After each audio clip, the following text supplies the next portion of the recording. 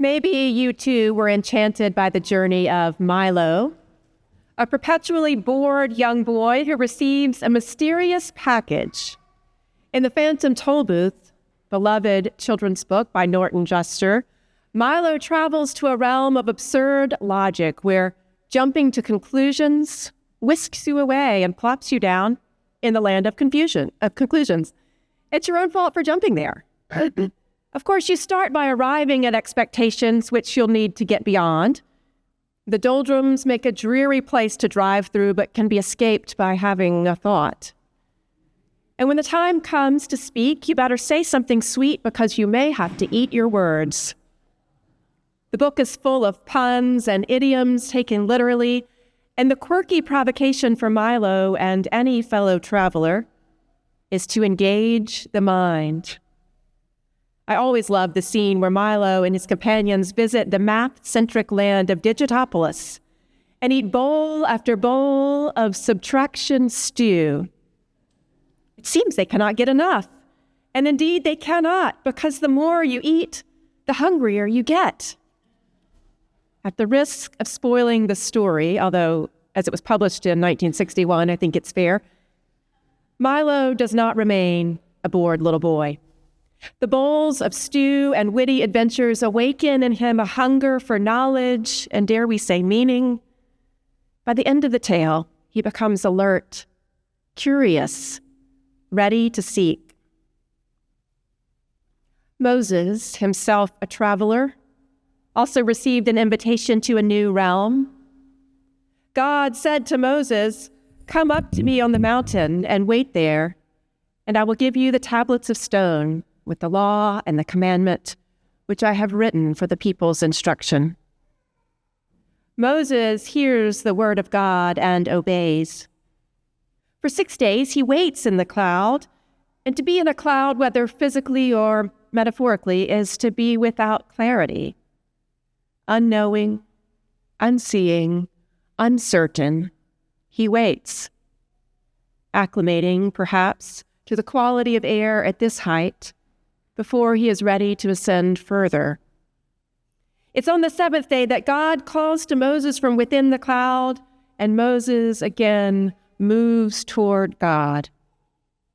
From outside, down the mountain, it looked like a fire, a devouring fire. The more it blazes, the more it wants to blaze. Holy, holy, holy. No wonder the people below were not sure Moses would return to them to mediate God's instruction. In his writing, Life of Moses, the 4th century theologian and bishop Gregory of Nyssa described Moses' movement on the mountain as a never-ending progression of spiritual seeking, in which he continually climbed to the step above and never ceased to rise higher, because he always found a step higher than the one he had obtained. For one who searches after the vision of God, Gregory says, is never to be satisfied in the desire to see the boundless goodness of God. Whatever we hear faintly, glimpse momentarily of God's rich perfection does not satisfy, but increase our desire to see more, know more, be more fully in the presence of God, and live from that fullness.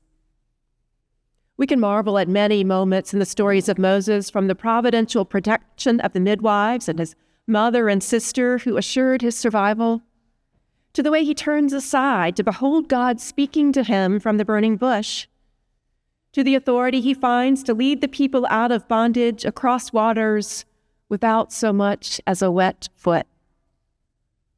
And even after all these profound instances of God's nearness, here we see a new accessibility of God to Moses. This holy encounter, which embodies the covenant God makes with Israel, and by extension with all of humanity, changes Moses forever. The more we have of God, the more we must have of God. And God never stops inviting us into something beyond what we can expect or imagine. This story so profoundly changed Moses and conveyed the remarkable willingness of God to be in relationship with humanity, that it's no wonder that it becomes part of the vocabulary of images through which we hear the story of Jesus transfigured on the mountaintop, in the presence of Peter and James and John, who were invited to join him on that ascent.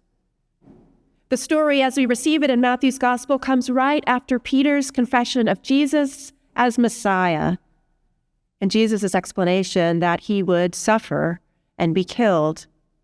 And those who mean to be his followers would also find their cross and embrace the loss that comes when you follow in Jesus' way. So on the heels of that discouraging teaching, Peter, James, and John follow Jesus up, although they don't know it will be to receive this revelation of God's glory manifest before them in Jesus. They don't know that's what they're going to see. Here they've heard these dispiriting words, this reality that Jesus will be the kind of Messiah who dies, which looks a lot like failure to the eyes of any who hope for something other than failure. And yet right on the heels of that word, they are willing to follow Jesus up the mountain. To what? To this? They don't know, and yet they are given a gift they could not imagine. The cloud and divine voice recall Moses' experience. The presence of Moses and Elijah suggests continuity and resonance with the full story of God and God's people. Now they get more of God, and they want all of God. Peter offers to get right to work building tents to keep all this just as it is in its impossible, glorious wonder. And yet, not yet. The voice in the cloud says, "This is my beloved. Listen to him." Just as they have already listened and followed before they knew glory would be the way. With the promise of suffering still ringing in the air, they followed.